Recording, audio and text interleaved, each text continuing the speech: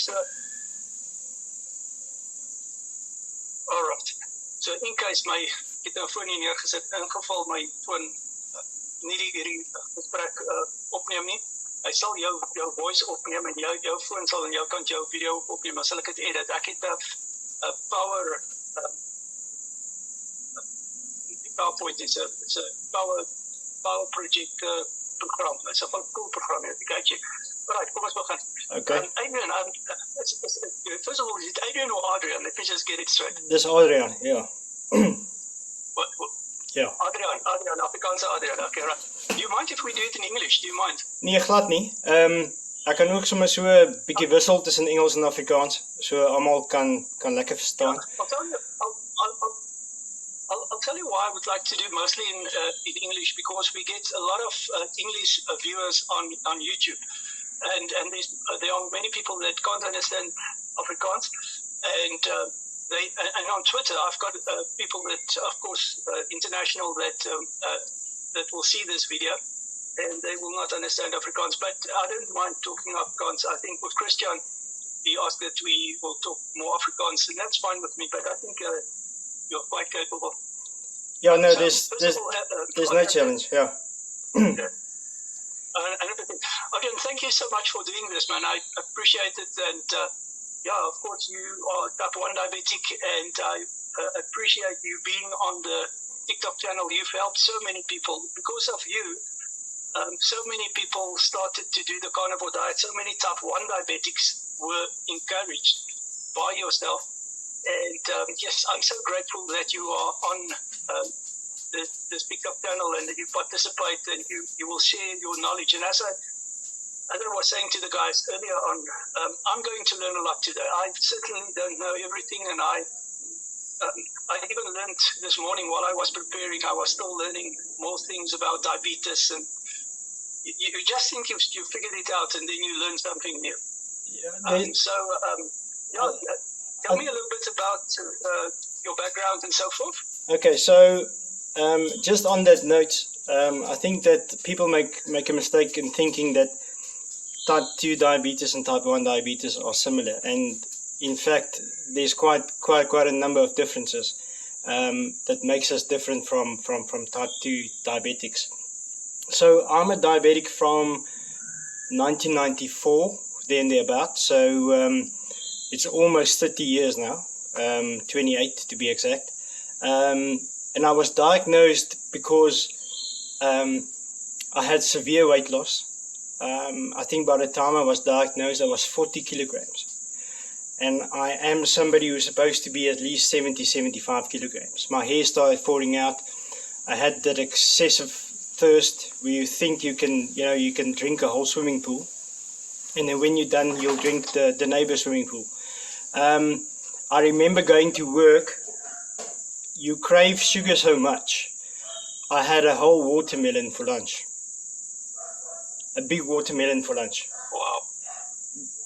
Wow. Because you've got that high levels of blood glucose in your body, you actually crave more sugar. So I was diagnosed in 94, and I still remember the first dietary advice I got. I think people were thinking about it a bit differently way back then. They just said to me, if something tastes sweet, avoid it. So that's not really dietary advice if you think about it. And then what they would normally do is, they say to you, you have to eat a balanced diet, all the catchphrases. And in truth, it doesn't really work that way. There's a whole lot more to it. I go to the Center of Diabetes. That's where my doctors are. There's 4 physicians there. They've got 4 dietitians there. There's a pediatrician looking after your feet. They've got eye doctors there, eye specialists. So they really take care of you. But I think one thing that is lacking is the dietary advice. And it's still pretty much old school. If you talk to your doctor and your doctor has got his degree in 1975, you're going to have a very difficult argument when it comes to things like cholesterol, as an example. So I remember, when you talk to the dietitians, they don't tell you not to eat carbs. They don't tell you things that you should avoid. They give you a guideline of what you should eat. It includes carbohydrates. It includes things like yogurt, not low fat yogurt, not low sugar yogurts, any yogurt. That sort of thing. They promote things like breakfast cereal, as an example. And to me, I found that it's not beneficial for me to take all that stuff or to eat it. So I started to investigate, and then obviously with Dr. Tim Noakes coming around, he started to make a lot more sense. And that is where I decided that I need to look at carb counting, at least bring my carbohydrate intake lower so that I can, just be a bit more healthy. What I think type 1 diabetics struggle with is either weight loss, and we can talk about that now, and not understanding what is good and what is not good to eat. If you get that basics right, and then obviously how to use the medication. I think if you can work on that, you'll be a lot more healthier. Yes, correct. Adrian, yes, that is great information that you give. Just to get back to the weight loss thing, interesting. I don't know if you saw. I think you saw Adrian van der Merwe. I don't know if he's already on. Hello, brother. Anyway, yes, but anyway, Adrian van der Merwe is also a type 1 diabetic, but he is not underweight. In fact, he said he already lost weight because that was his goal. Okay. So I assume that there are type 1 diabetics that does have to lose weight. Am I right if I say that? No, absolutely. I mean, it's not a one size fits all. It depends on your medication. If you over medicate, you're going to eat more and you're going to pick up weight. That is a fact. Okay. How you balance type 1 diabetes is there has to be a balance between the medication that you take and what you eat.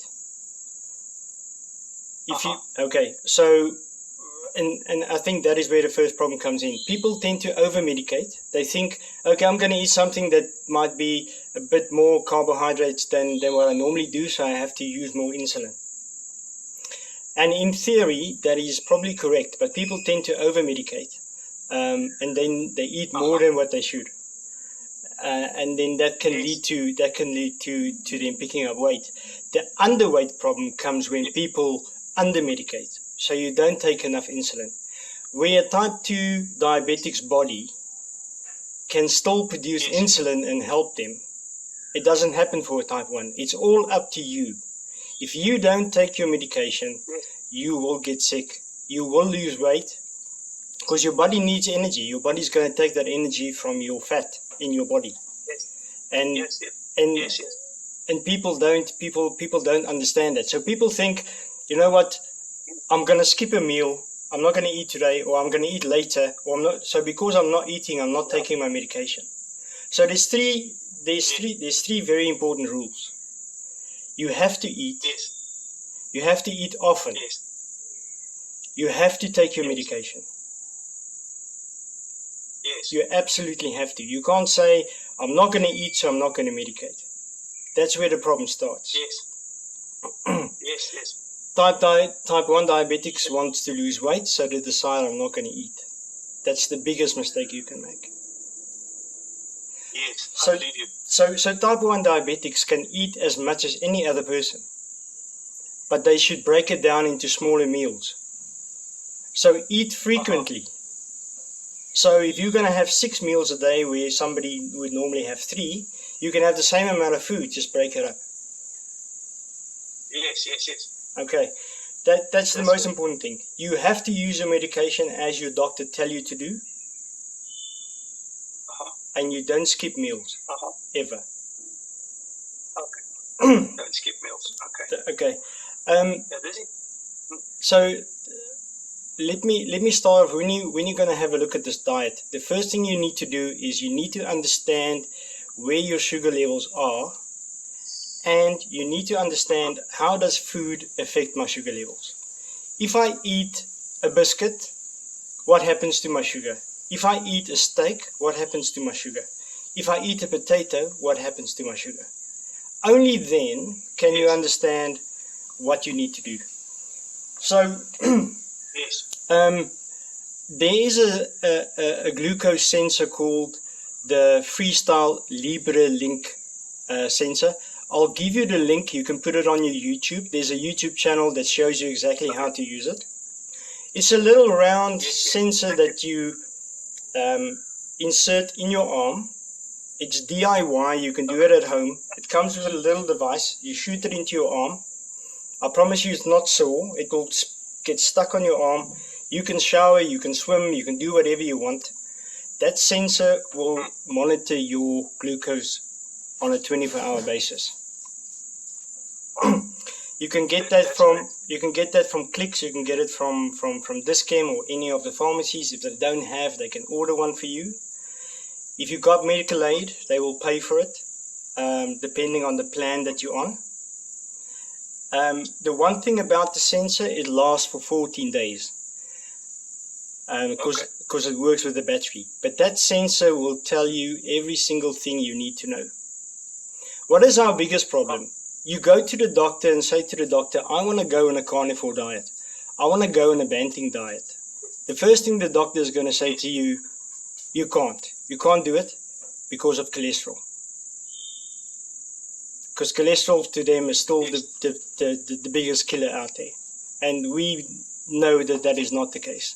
So that is the argument you're going to have. That's the argument you're going to have with your doctor.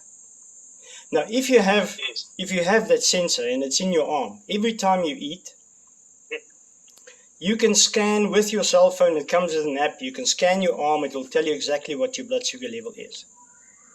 You can make notes on the app. You can say at 8 o'clock, I had bacon and eggs. My sugar level was this. And an hour later, my sugar level is now that. So you can make the notes. You can send that remotely to your doctor so he can have a look.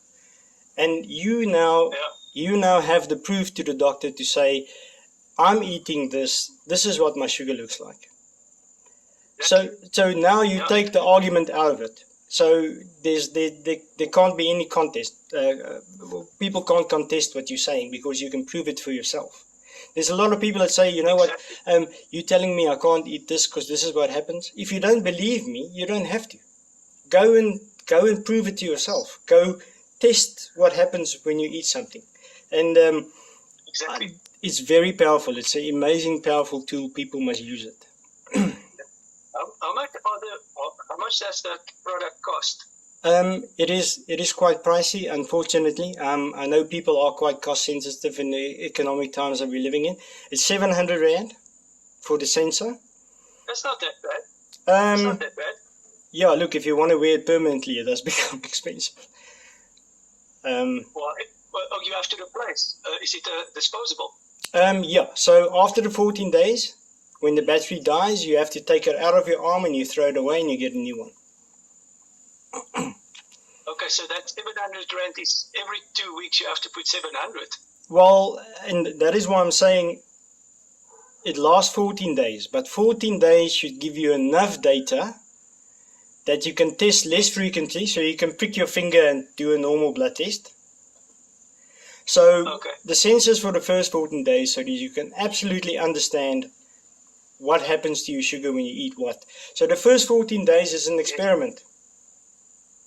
It's an experiment for you to understand what happens to your sugar. Yes. Okay, but then you can maybe do it 2 or 3 times for 14 days, and then after that, after understanding how it works, you can go back to the normal 3 times a day testing, or once a day or twice a day, whatever regime you follow. I think they call it a continuous blood glucose meter, isn't it? Yeah, so correct. And there's different terms for it. I know it as a 24-hour glucose monitor. Yes, yes. Yes, that's great, man. So the point that I wanted to make always on my TikTok channel is to get the information, and that's why it's also so important what you are saying here. As you were talking, I was taking notes. For the reason is that you are living with the condition, and you are living proof to the next guy. Like if somebody goes to your doctor, your personal doctor, and he's type 1 diabetic, what will that doctor tell him? Because there's Adrian. Adrian is already, I think you already halved your medication, am I right? Correct, yes. Wonderful. Yes, and all that I say, guys, is get the information. Listen to the videos, particular video number 7 on my blog and video number 124 on my blog. In particular, video 124, at one place in that video, Dr. Kendi Barry talks about a type 1 diabetic who also are using very little insulin per day. It's like minimal that he's using. And his blood glucose is normal, and the guy's 50 years old, and he looks fantastic, and so forth. And these examples are what we need. And what I say is listen to the information that Adrian is giving, and listen to the information that's on my blog, etc., so that when you can go to your doctor, you can have the knowledge. What does it help for me to have the knowledge and Adrian to have the knowledge? But you will not be, we will not be with you when you are with your doctor, and you will have to defend yourself. So if you have the knowledge and you can ask the right questions for your doctor. I never go against the doctor. But what I say is have the knowledge so that you can ask the right questions and work with your doctor. And if your doctor don't want to give you the correct information, or you can always get a second opinion from another doctor. Yeah. Absolutely. Adrian, yes. How are you feeling, my friend? Well, I find that I have got a lot more energy, to be honest. I have picked up some weight, okay, which I'm ecstatic about. And I'll explain a bit about the weight loss challenge that type 1 diabetics have. I think maybe just just to explain to people how to start changing your diet, so that they know what the pitfalls are and what they should try and avoid. Yes. For type 1 diabetics who's used to eating a lot of carbs and then all of a sudden cut the carbs, it does become quite challenging, because you have not changed your medication in any shape or form. I would suggest that type 1 diabetics does not go straight onto carnivore, because you're gonna feel it immediately. I would suggest that you do banting. Don't cut your carbs completely. Okay. Otherwise you're gonna challenge. So how the diet starts is, you've got the sensor in your arm. Yes. Let's say you decide you're going to start tomorrow. So tomorrow morning you wake up, you test your blood sugar level. You have taken your medication from the night before, or you've taken it in the morning when you wake up. It's different for everybody. Some people use slow-acting long-term insulin. Some people use it with meals, the short-acting rapid insulin. I use the short-acting rapid insulin because I'm still quite young and quite active. They say the long, slower working insulin is more for people that are older, who are less active. It works better for them.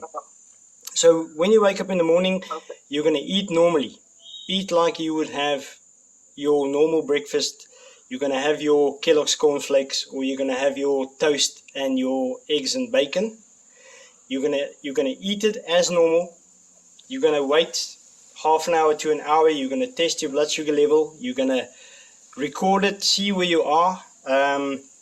If you eat the normal carbs, you'll see a normal trend. Your sugar go up, and then because it's carbohydrates and they metabolize quite slowly, eventually you'll get to a peak and it will slow down. You'll then, an hour after that, you'll test your sugar again with the monitor. You can make a note to say where your sugar level is. although it will automatically record that for you.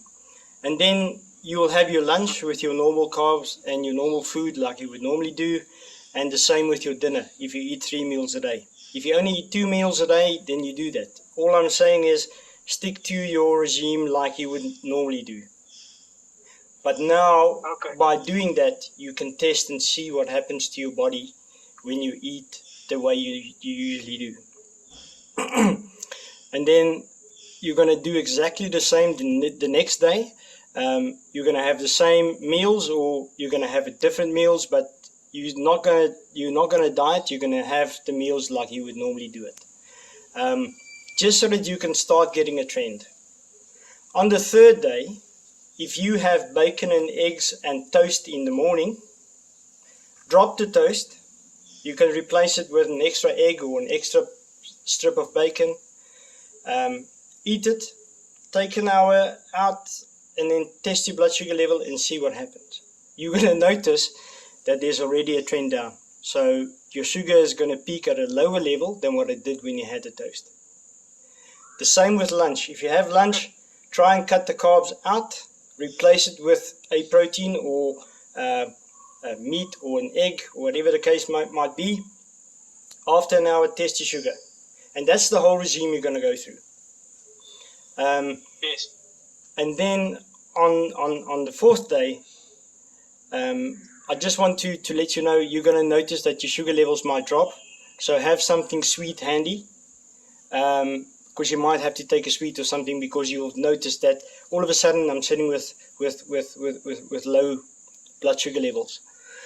If you notice that your sugar is all of a sudden not going as high as it normally does, consult with your doctor. Phone your doctor and say, you know what, doctor, I've cut out the carbs. I have a problem now. I'm using too much insulin. What does he suggest? You might decide we're going to adjust your insulin. We're going to bring it down by 1 or 2 units or whatever the case may be. And that is how you gradually start. Like I said, I would urge type 1 diabetics to not start on carnivore, but have a little bit of carbohydrates, because your body cannot help you when your sugar goes low. Type 2 diabetics can be helped. The body can compensate, and for us it can't. Yes. The transition phase, Adrian, from banting, let's say a person starts on keto or on banting, how long before they can transfer to or progress to carnivore, if that is what they want to do? Well, what they need to do is you need to get your medication on a level that can work with your diet. So and the reason why I'm saying don't go to carnivore straight away is because you need to adjust your medication accordingly.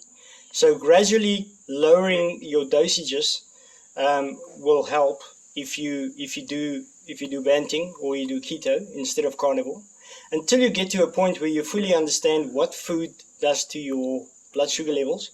Based on that, you can get your insulin adjusted by your doctor. So you can't. It can be a matter of weeks, maybe. You think it can transfer to carnivore in a matter of weeks? Yes, absolutely. No, I would say probably a week and a half, 2 weeks. You should be able to do that. Okay. It's interesting. Brett Lloyd is the Thankful Carnivore, and he's 4 years on the carnivore diet. You guys can look him up on Instagram, as well as there's a link to his YouTube YouTube channel on my blog, and there's an interview with him, video number 6 on my blog. But anyway, he also sometimes say that even in general, he say that he suggests that some people start on keto and then transfer to carnivore, because it's quite a transition. I think also with metabolic problems, we've seen with one of our friends here on TikTok. He started carnivore cold turkey, and he got sick, but he was very metabolically sick. So so maybe keto or banting is a good idea for people just to slowly go into it. But a very interesting thing, and I know you know this, that one slice of bread like a slice of white bread has got 13 grams of carbohydrates in it. So, guys, bread is totally out. And you will say brown bread is better. Brown bread is not better. Brown bread, a single slice of brown bread has 18 grams of carbohydrates in it. So the total allowed carbohydrates per day on the ketogenic diet and on the Banting diet is 20 grams of carbohydrates for the whole day. So if you eat one slice of bread, like in a toast, you're actually very close to your total carbohydrate intake.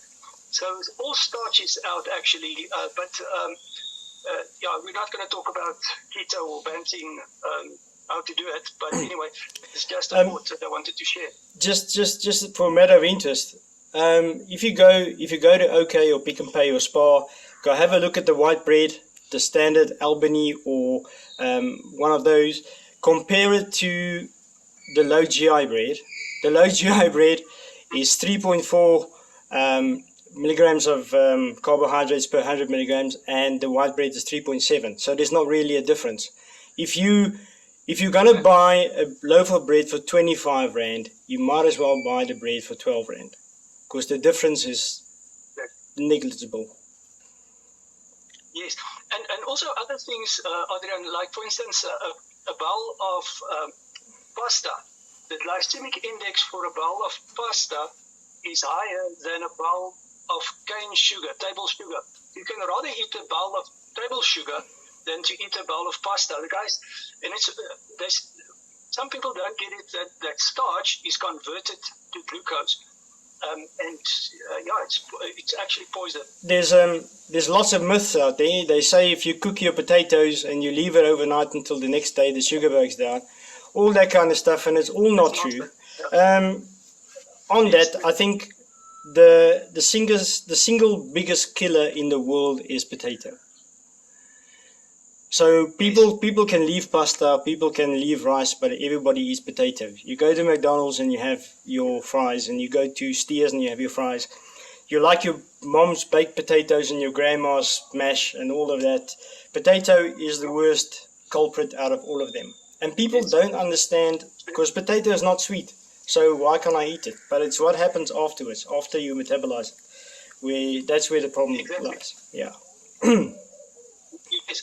In a single potato, if you convert it to glucose, it's 7 teaspoons of glucose in a single potato.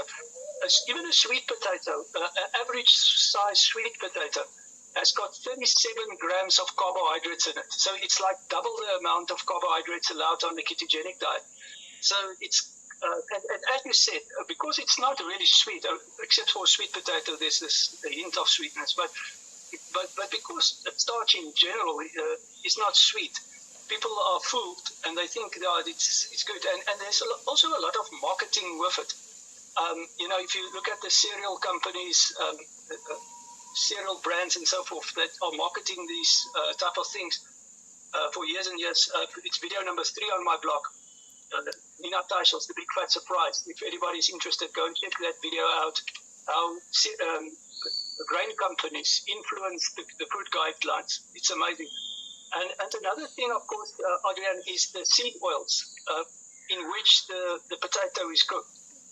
That is also a contributing factor as well. Absolutely. So I don't fry anything. I actually got a little convection oven. It doesn't take long. So I'll do my steak in a convection oven. I live in Paarl in the Western Cape. We braai all the time because the sun never sets. So I'll braai mostly. But then I also use the little convection oven. And then when I braai a steak, when I'm done, I'll just take a little bit of butter and melt it on top, because I love butter. Butter is absolutely awesome. But no, I don't fry or deep fry anything. When you want to consider carbs, if you are going to do Banting, I would say do things like avo and spinach and cheese, those sort of things. If you're looking at carbohydrates, and try and avoid the breads and the pastas and potatoes where possible.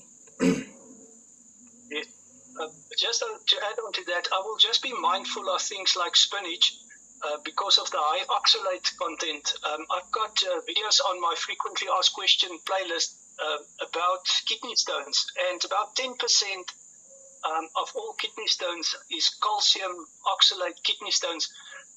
Of course, there's a lot of oxalates in products like spinach, so one should be mindful of that, and especially if you suffer from inflammation and gut permeability, those kinds of things. Okay. That is a topic for another day. But of course, we have the carnivore diet, and but we have many friends on this TikTok channel that do keto, and they participate in the conversation. And look, we are supporting 4 diets on this TikTok channel. We support keto, Banting, of course, and then ketovore. Ketovore is 10 grams of carbohydrates per day. It's video number 85 and video number 83 on my blog. So you can click the photo profile when you're on my TikTok channel. You'll find my blog link, carnivoreway.blogspot.com. I've got 124 videos there, and you can go to video number 83 and see how to do the ketovore diet. But I don't say the carnivore diet is for everybody. You know, it's obviously not for everybody. But all that we want to do on this TikTok channel is to say, here's an option. Here's people like Adrian who already have this medication. You know, and Adrian, to come back to the real point, the real point is we want you to feel better.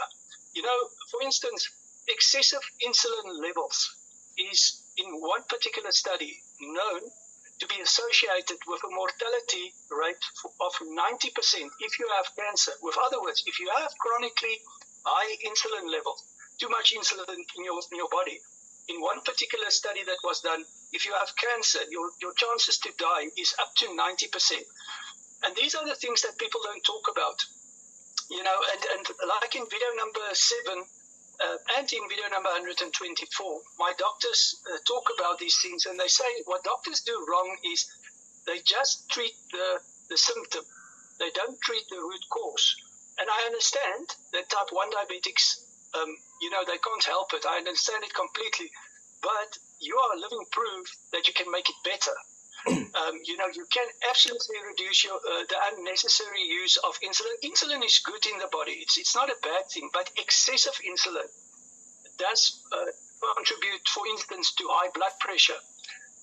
You know, high blood pressure will absolutely destroy your kidneys. You know, and that's why diabetics, type 1 and type 2 diabetics, if they don't control their diabetes or don't reverse their type 2 diabetes or manage their type 1 diabetes better, they suffer from kidney failure in the end. You know, so it's absolutely important that we share this information, and that's why I'm so grateful that you are doing this live, Adrian. Sure. And just one thing that type 1 diabetics must be aware of is that there is a condition called DKA, diabetic ketoacidosis.